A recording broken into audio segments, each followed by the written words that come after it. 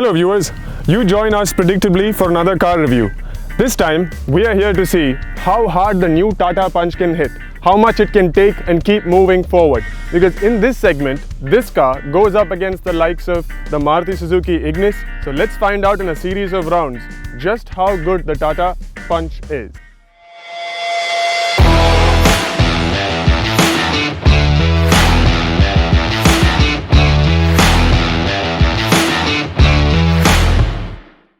Round 1.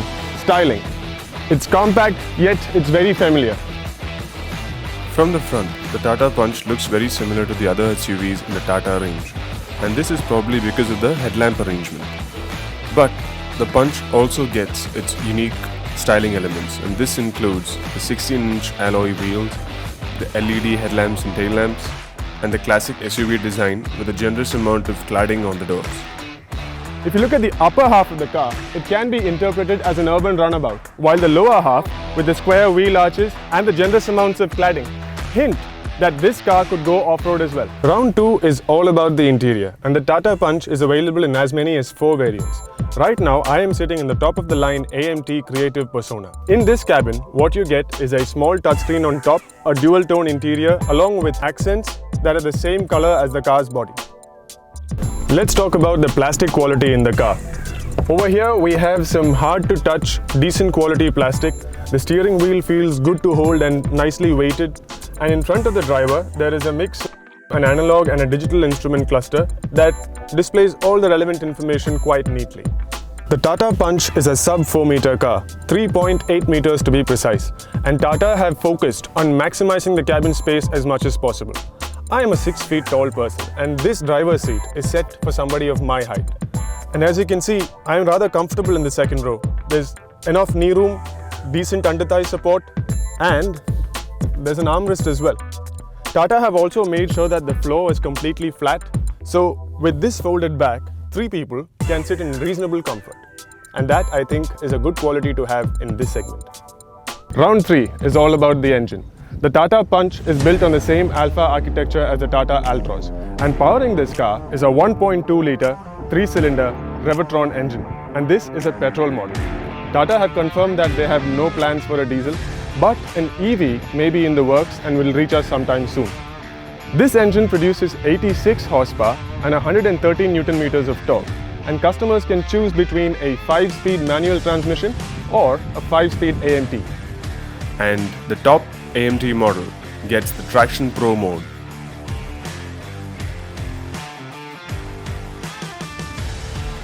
Now enough about the car, let's go and see how it drives. Round 4 is about ride quality and noise, vibration and harshness levels. So let's start with the noise. Right now we don't have any music playing, so there is very little of the road noise that creeps in. There is a little bit of vibration also, but the ride is not harsh and it's quite decent for a car in this segment. As for ride quality, so far we've been through some bumpy roads, broken tarmac and roads with a lot of potholes, and the Tata Punch has delivered with a very consistent ride quality. Tata Punch gets a high ground clearance of 190 mm. There are driving modes such as City and Eco. In the safety department, the Tata Punch is equipped with dual airbags, ABS with EBD and corner safety control, brake sway control, a front fog lamp with cornering function, child seat ISOFIX, reverse parking camera, driver and co-driver seat belt reminders, and the extensive use of high-strength steel in the Alpha architecture. Round 5 is all about performance and handling. Let's talk about handling first. The steering wheel is slightly on the heavy side, and I feel it could have used with a little bit more feedback. Nevertheless, it does get the job done, and you can control the car quite effectively. As for performance, the 1.2-litre 3-cylinder Revotron engine is not the most sporty option out there. The Punch, we feel, is best used in the city as an urban runabout because it's quite comfortable to drive, but not very sporty.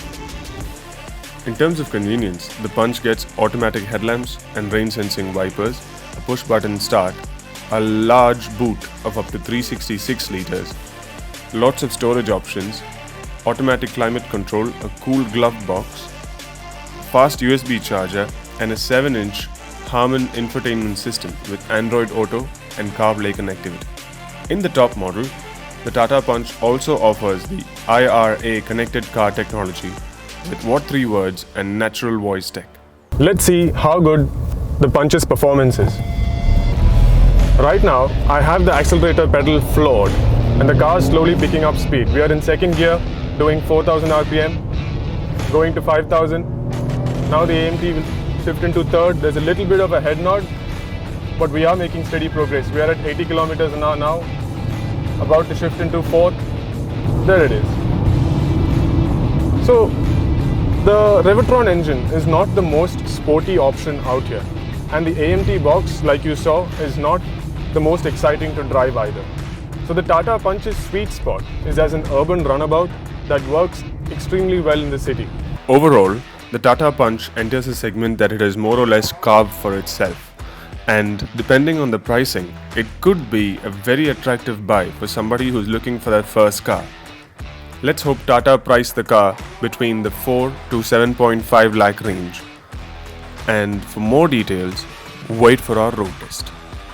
If you have any questions about the car, let us know in the comments below or send us a message. Until next time.